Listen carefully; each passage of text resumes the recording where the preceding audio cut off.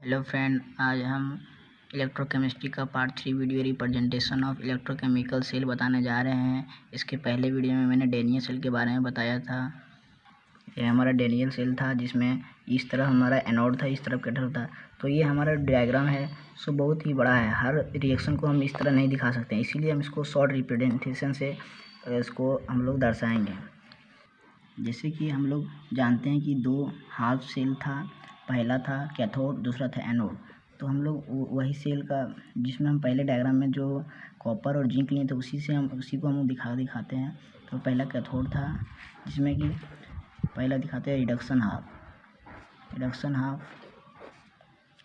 तो इसको हम बनता था C2 plus aqueous plus 2 electron बनता था कॉपर सॉलिड में। और दूसरा हमारा था एनोड में हमारा ऑक्सीडेशन हाल्फ होता था।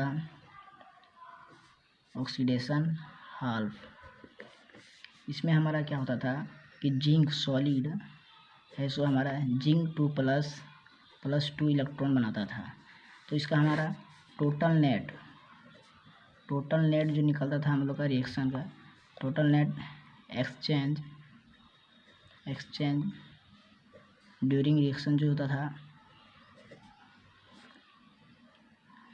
होता था वो हमारा होता था Cu2 प्लस Zn(S).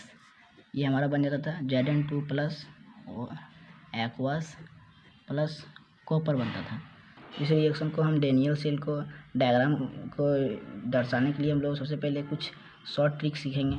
तो चलिए, तो ये हमारा जिस तरह हम लोग थोड़ा सा इसको मानते हैं, ये दो हम लोग का था। मान लीजिए इस तरफ था हमारा एनोड, इस तरफ था हमारा कैथोड, दो था बीकर।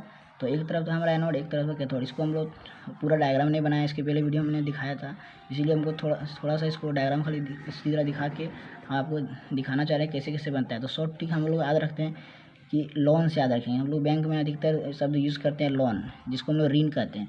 तो लोन LOAN, इस सब से हमारा जो रिप्रेजेंटेशन है सो पूरा हम लोग इसी से हम लोग याद रख सकते हैं।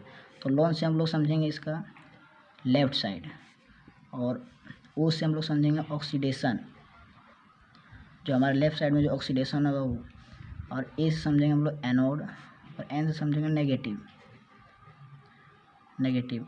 और इसी का उल्टा अगर हम लोग कैथोड में देखें तो हमारा बन जाएगा RRCP। कैसे क्या कि तो देखिए इसका लेफ़्ट है तो इसका उल्टा क्या होगा, राइट। तो ये हमारा राइट हो गया। और इसी का हम लोग ये हमारा लोन जो है सब हम लोग शॉर्ट ट्रिक याद करने के लिए, इसको होता नहीं, लेकिन इसको मतलब कि पूरा इक्वेशन को याद रखने के लिए हम लोग थोड़ा सा शॉर्ट ट्रिक से याद रखते हैं इसमें, लोन से और RRCP से। तो हमारा लेफ़्ट साइड में लोन याद रखिएगा तो ये ऑटोमेटिक याद हो जाएगा। तो R से राइट, R से फिर इसका रिडक्शन हो जाएगा, और C से कैथोड, और P से हमारा पॉजिटिव। तो हम लोग जानते थे कि एनोड तरफ होता है हमारा जो गैल्वेनिक में, एनोड में हमारा नेगेटिव होता है जहाँ पे ऑक्सीडेशन होता है, और जहाँ कैथोड तरफ हम लोग का क्या होता है, पॉजिटिव होता है। एक चीज़ और हम लोग फिर इसके नीचे याद रखेंगे ABC। हम लोग ABCD में देखते हैं तो ये सीक्वेंस में कंसेक्यूटिव लगातार। तो ABC चीज़ हम लोग याद रखेंगे, इससे हम लोग समझेंगे ए मतलब हम लोग समझेंगे एनोड, B मतलब साल्ट ब्रिज। तो इसको हम लोग नोटेशन करेंगे डबल वर्टिकल लाइन से। और C का मतलब कैथोड, तो हम लोग जो इसका डेनियल सेल में रिएक्शन किए तो उसी का हम लोग ले लेते हैं एग्जांपल। तो जैसे यहाँ Zn सॉलिड था हम लोग लिए थे, और इसको हम लोग फिर एक सिंगल लाइन देंगे। फिर इसके बाद हम लोग Zn2 प्लस जो कि एक्वस था, उसके बाद हम लोग डबल वर्टिकल लाइन से रिप्रेजेंट करेंगे साल्ट ब्रिज को।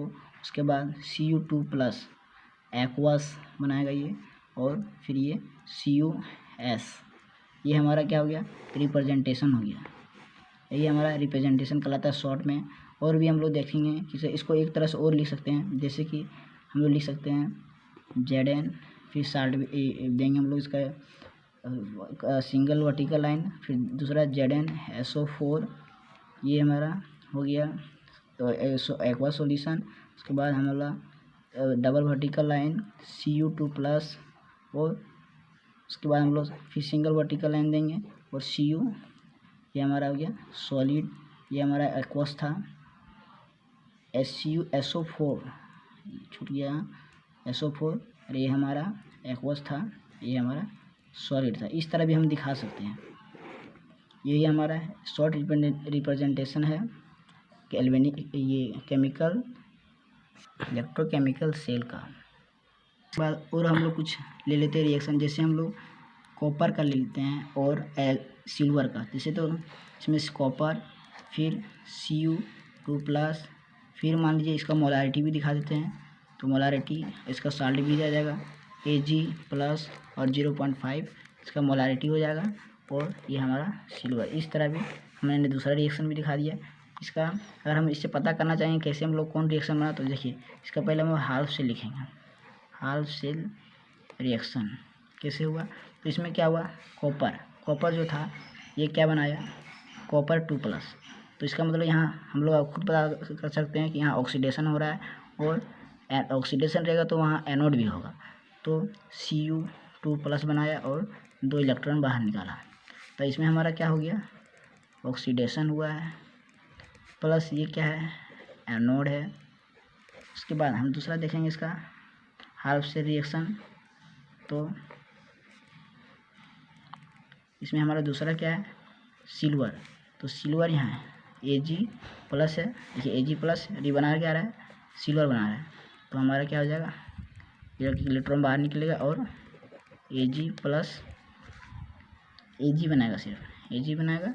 और इसमें हमारा क्या हो रहा है, रिडक्शन हो रहा है, यहाँ से यहाँ इसका जो नंबर है सो घट रहा है, और इसमें क्या था, इंक्रीज हो रहा था, इसलिए इसमें ऑक्सीडेशन हो रहा था। तो ये हमारा यहाँ पता चल गया खुद बाय खुद, यहाँ रिडक्शन हो रहा है, यहाँ हमारा रिडक्शन हो रहा है। और तो रिडक्शन होगा तो क्या होगा, कैथोड होगा। और इस तरह हम लोग इसका पूरा टोटल नेट निकालेंगे, तो हमारा निकल जाएगा। तो हम लोग इसको पहले नेट निकालने से पहले इसको इक्वेट कर लेते हैं। तो यहाँ पे देखिए 2 इलेक्ट्रॉन था, तो ये कैंसिल करने के लिए हम लोग इसमें भी 2 इलेक्ट्रॉन से हम लोग 2 से इसको मल्टीप्लाई करेंगे, और इसको 1 से मल्टीप्लाई करेंगे। तो दोनों में हम लोग का मल्टीप्लाई होगा, तो इसको 2 से मल्टीप्लाई करेंगे तो हमारा हो जाएगा, यहाँ पे 2 आ जाएगा, यहाँ भी 2 आ जाएगा, यहाँ भी 2 आ जाएगा। तो हमारा बनेगा Cu plus 2Ag plus 2 electron, और ये हमारा जाएगा Cu2 plus 2 electron plus 2Ag। ये हमारा हो गया, ये 2 इलेक्ट्रॉन, ये 2 इलेक्ट्रॉन चला गया, तो हमारा बच गया Cu प्लस 2Ag प्लस ये हमारा बन गया Cu2 प्लस 2Ag। इसी तरह हम लोग बहुत सारे रिएक्शन लिख सकते हैं। और इस तरह देखिए, इस तरह का रिएक्शन आ गया हमारा ऊपर में। इसके बाद हम लोग इसका नेक्स्ट वीडियो में हम लोग पढ़ेंगे electrode potential and Nernst equation. तो दोस्तों, अगर आपको इस वीडियो से कुछ नॉलेज गेन हुआ होगा तो लाइक और सब्सक्राइब करना ना भूलें। Thank you watching my video.